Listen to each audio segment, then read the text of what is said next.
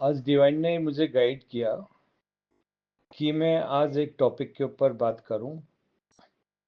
वो है कि जो सबकॉन्शियस माइंड है, फिजिकल माइंड है, अनकॉन्शियस माइंड है और बिलीफ से रिलेटेड, इमोशन से रिलेटेड, इसके बारे में मैं थोड़ा सा क्लियर करूं और कुछ ऐसा प्रैक्टिकल एग्जांपल आपको दूं कि ये होता क्या है और कैसे होता है, ताकि आपको अच्छे से समझ में आए। क्योंकि अभी टेक्नोलॉजी इतनी एडवांस हो चुकी है कि अभी इसको समझाना इजी है, शायद बिना टेक्नोलॉजी के समझाना मुश्किल होता है।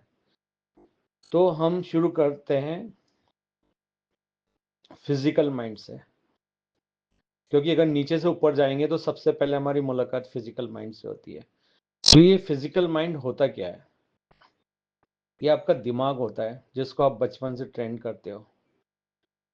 तो दिमाग को ऐसा क्यों बनाया कि इसको बचपन से ट्रेन किया जा सकता है, या लोकल जो भी हो एनवायरनमेंट से ट्रेन किया जा सकता है? तो उसका रीजन सिंपल से है कि जिस युग में आप रह रहे हो, जिस रियलिटी में आप रह रहे हो, तो आपको पहले रियलिटी से इंट्रोडक्शन कराया जाता है कि तुम्हारा करंट एनवायरनमेंट ये है। इसलिए जब आप पैदा होते हो तो आपके इसी फिजिकल माइंड को सिखाया जाता है। तो बेसिकली वो ट्रेनिंग क्या होती है, लोग आपको सिखाते हो ट्रेनिंग क्या होती है। हर चीज़ किसी रीजन से होती है, तो ट्रेनिंग भी, आपकी एजुकेशन भी करिए, उसका भी पीछे रीजन होता है। तो किस लेवल पे आपकी कर्म है, उसी लेवल पे जाकर आपको एजुकेशन और बाहर से चीज़ें फिजिकल माइंड को सिखाई जाती है। जो लोगों का ज़्यादा टेक्नोलॉजी से लेना देना नहीं होता है, उनको फिर पढ़ाई नहीं कराई जाती, क्योंकि उनके लेसन जो होते हैं नॉर्मल लाइफ से रिलेटेड ज़्यादा होते हैं, तो उनके वहाँ पूरे हो जाते हैं। लेकिन अगर आपने टेक्नोलॉजी से रिलेटेड कहीं पे यहाँ पे जाना है, तो फिर डेफिनेटली आपको पढ़ाई करना जरूरत है। तो ये मत समझिए आपकी पढ़ाई नहीं की है, तो ये समझ लो आपने पढ़ाई नहीं की मतलब आपके उससे रिलेटेड ज़्यादा कर्मा नहीं है, या आपको जरूरत नहीं है। हो सकता है आपके कर्मा इतने हो कि आप बच्चों को पढ़ा रहे हो और उनसे कुछ सीख रहे हो या क्लीन करने में मदद कर रहे हो, पर आपकी इतना ज़्यादा कर्मा उस एरिया में नहीं है। इसलिए जो हो रहा है सब अच्छा हो रहा है, जो होता है सब अच्छे के लिए होता है।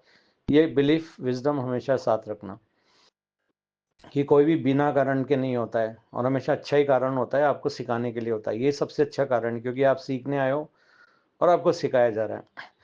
फिजिकल माइंड को आप आज के जो एआई सिस्टम्स जो होते हैं ना, उसकी तरह ट्रीट करिए। फिजिकल माइंड का क्या होता है, उसको आप पहले ट्रेन करते हो, लोकल एनवायरनमेंट आ जाता है। उसके बाद में क्या होता है, जो आप सीखते हो, तो इमोशन की ट्रेनिंग होती है, जो पहले से भी आपके अंदर होते हैं। जैसे कहते हैं ना, ये बहुत गुस्सैल बनेगा, पैदा होने के वक्त ही बता देते हैं। तो बहुत सारे इमोशंस आप साथ में लेकर के आते हो, और वो आपके सबकॉन्शियस माइंड में रहते हैं, और यहाँ आने के बाद वो क्या है, उसी के अकॉर्डिंगली आप चीज़ें अट्रैक्ट करते हो। मतलब आपका जो माइंड है, फिजिकल माइंड, वो रियलिटी क्रिएट करता है।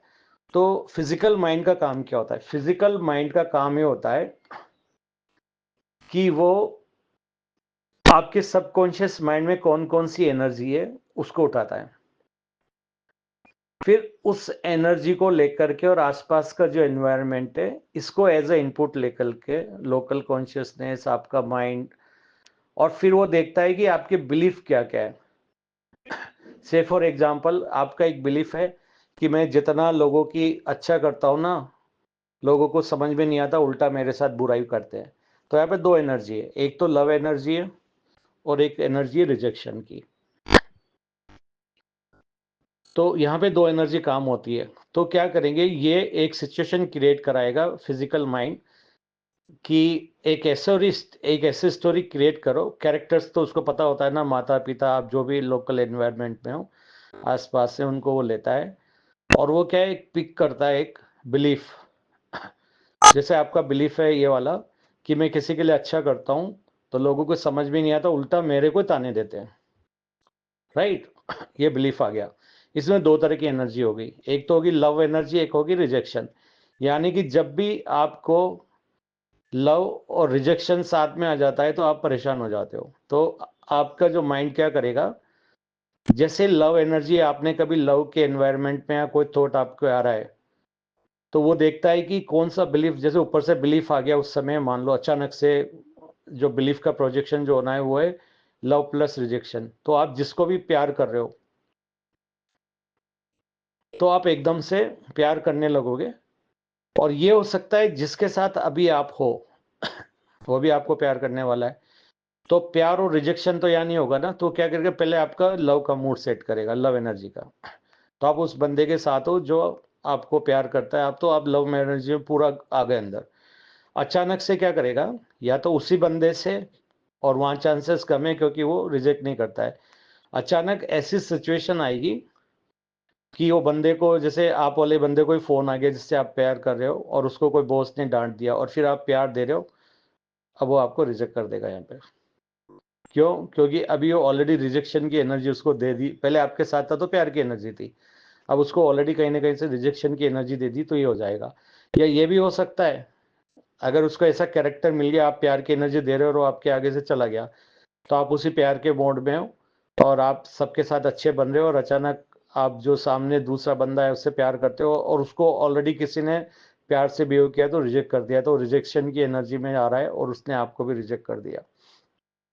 तो बेसिकली स्टोरी बनाना और वो सिचुएशन के आपके सामने प्रेजेंट करना, ये आपके प्रोजेक्ट करना, ये फिजिकल माइंड का काम है आपका। और डेटा कहाँ से आ रहा है? बिलीफ से भी आ रहा है, और सबकॉन्शियस माइंड से आपके इमोशन आ रहे हैं। ये इमोशन से रिलेटेड एक्शन जो भी आपके शरीर में होते हैं ना, वो ऑलरेडी है। मतलब जैसे पेन, डेफिनेटली अगर लो वाइब्रेशन इमोशंस आपकी एनर्जी है, जैसे फियर वाली एनर्जी आप लेके आते हो, किसी चीज़ से आपको फियर लगता है, कोई होता है।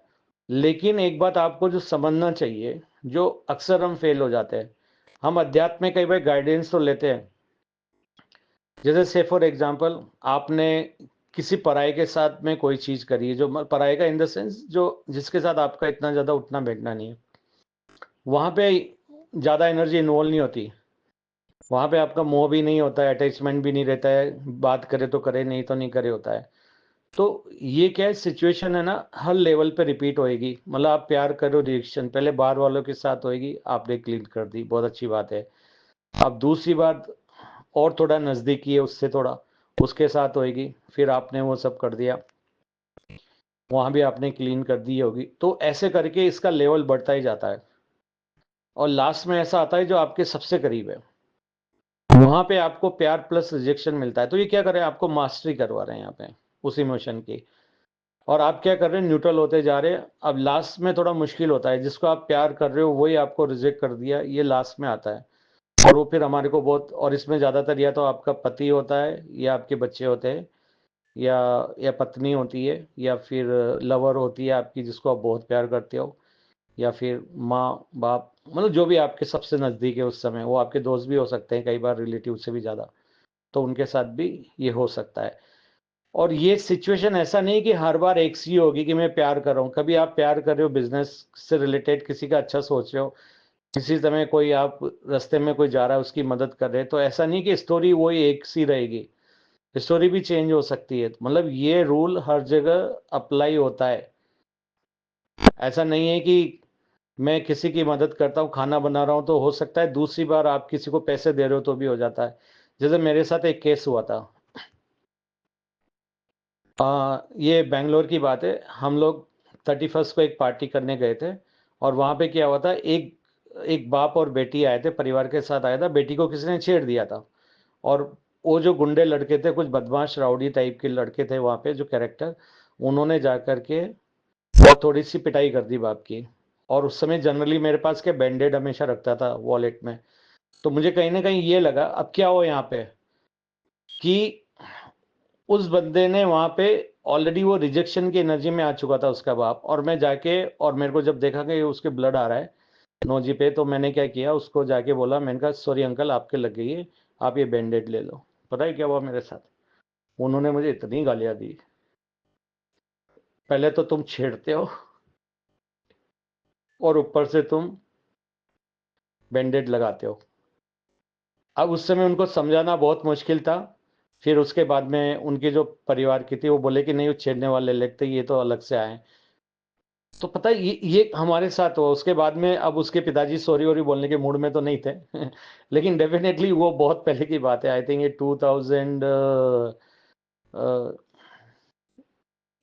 2000 की बात है, या तो पता है, ये मैंने वहां पे सीखा था कि कभी हो सकता है। अब मैं समझ सकता हूँ क्योंकि मैंने दोनों चीज देखी थी। लेकिन हमारी असल जिंदगी में उसके बाद मेरे साथ ऐसे भी जहाँ मुझे वो नहीं पता था वो हो रहा है। मतलब इसका टेस्ट का जो है ना वो बढ़ता जाता है, जो बोलते हैं ना डिफिकल्ट लेवल बढ़ता जाता है। तो ऐसा नहीं कि गेम जो खेल रहे हो पहला लेवल बहुत इजी होता है, बाद में डिफिकल्ट होते जाते हैं। जैसे गेमिंग, ये भी गेम ही है ना लाइफ। तो ये आपको समझना है, आपका आर्टिफिशियल इंटेलिजेंसी जो फिजिकल जो माइंड है उसकी इतनी ज़्यादा है कि आप ये सोचो कि आप जो गेम डिज़ाइन कर रहे हो, फिजिकल जो एआई है उनकी कैपेसिटी क्या होती है। उनकी इतना ज़्यादा स्पीड नहीं होती है। लेकिन जो आपका फिजिकल माइंड है इसकी कैपेसिटी पता है, इसकी स्पीड क्या होती है? 1 बिलियन साइकिल पर सेकेंड। सोचिए, 100 करोड़ साइकिल पर सेकेंड की स्पीड से चलता है। इसीलिए इतनी बड़ी फिजिकल रियलिटी को इमीडिएटली क्रिएट कर पाता है आपके लिए। और ये सब आप ही के अंदर होता है, दिमाग के अंदर ही बनती है आपकी रियलिटी। और आपको एकदम रियल भी लगती है, क्योंकि इसका काम सिर्फ यही नहीं होता है। आर्टिफिशियल इंटेलिजेंस दिमाग का काम यही नहीं होता है कि आपको दिखाए, आपको ये भी विश्वास दिलाता है कि यही सही है, इसके अलावा बाकी सब झूठ है। मतलब आपको बांध के रखता है, क्योंकि अगर वो बांध के नहीं रखेगा आपको कि ये फिजिकल रियलिटी रियल है, तो आप एक्सपीरियंस नहीं ले पाओगे। और इसका एक एग्जांपल ये देखो, कई बार आपको मूवी में जब बहुत ज़्यादा इन्वॉल्व हो जाते हो, आपका माइंड इन्वॉल्व हो जाता है ना, तो आप देखोगे वहां से भी इमोशन निकलने लगते हैं, एक्सपीरियंस लेने लगते हैं। तो इतना ये माइंड है ना, इमोशन वो सबकॉन्शियस से लेके आता है। तो जबकि उसमें खुद इतनी कैपेसिटी है। तो ये ऐसा क्यों होता है? मूवीज मूवीज क्यों बनाई गई? मूवीज भी इसलिए बनाई गई कि आपको मालूम पड़े कि इमोशन कैसे आते हैं। अब आपको भी पता है कि अगर मूवी में हीरो मर रहा है या उसके साथ किसी के साथ कुछ हो रहा है तो रियल में नहीं हो रहा, लेकिन फिर भी एक पल के लिए लगता है रियल। तो सोचो ये भी फेक है, तो उसको भी आपका फिजिकल माइंड बिल्कुल रियल प्रोजेक्ट करने के लिए जिस पे भी आप विश्वास करते हो उसी को सच बना देगा आपके सामने, तभी तो आपको रियल लगेगा ना। जैसे आपने सामान उठाया, अगर फिजिकल माइंड आपको सामान उठाया जैसा नहीं दिखाएगा तो आपको फेक लगेगी, तो आप एक्सपीरियंस नहीं ले पाओगे। इसलिए आपको किसी चीज से प्यार है, किसी को पुश कर रहे हो, पास बुला रहे हो, पानी को टच कर रहे हो, हर चीज को रियल बताता है वो, जबकि ये सब प्रोग्राम है। तो इतना पावरफुल है आपका फिजिकल माइंड, और हमारा एआई तो इतना पावरफुल है ही नहीं कि हम समझ सके। लेकिन सोचो कि एक ऐसा super duper computer God level में जिसने बनाया, फिजिकल रियलिटी बनाया। सोचो आप गेम के अंदर गेम डिजाइन करने, मतलब आपको बनाया है और आप गेम डिजाइन कर रहे हो, तो सोचो कितना बड़ा प्रोग्रामर है वो जो सिमुलेशन क्रिएट कर रहा है। या तो जो हमारी एआई आ गई तो ये समझाना आसान होता है। जैसे आप व्हाट्सएप पे जाइए, मेटा आई में आप एक सिंपल सा बोलो, एक ऐसा इमेजिन करो सिचुएशन, लवर्स आसपास बैठे हैं, एक तालाब के पास में बैठे हैं, एक दूसरे की आंखों में इमोशन है, प्यार।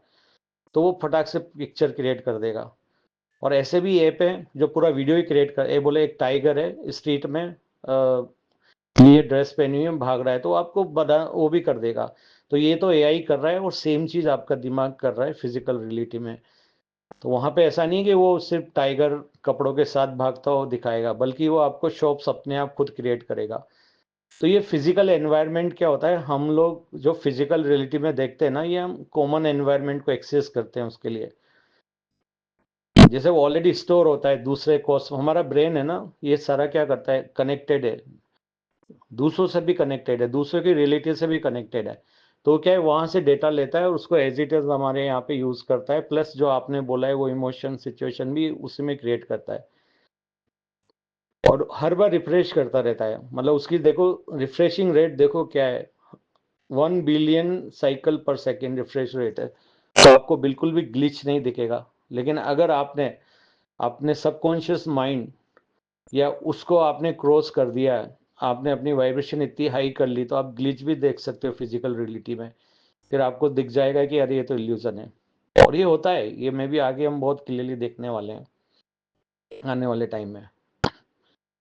तो फिजिकल माइंड का समझो, और ये मैंने आपको बताया कि रियलिटी कैसे क्रिएट होती है, क्या होती है, और सब आपके अंदर फिजिकल माइंड ही क्रिएट कर रहा है, तो बाहर कुछ, इसलिए इसको इल्यूजन बोलते हैं। तो आप एक काम करिए, एक रियल लाइफ में एक ऐप ढूंढिए जो आपके कहे अनुसार। तो यहाँ पे जो इंस्ट्रक्शन दे रहे हो ना आप, एक बंदा और बंदी बैठे एक दूसरे की आंखों में देख रहे हैं, तालाब है, एग्जैक्टली आप ये करके वीडियो बोलो, आप जो बोलोगे वो करते हुए आपको दिखा देंगे। लोग तो आजकल डांस भी क्रिएट करते हैं, 2 फोटो दे दी तो डांस भी क्रिएट कर देते हैं उनका।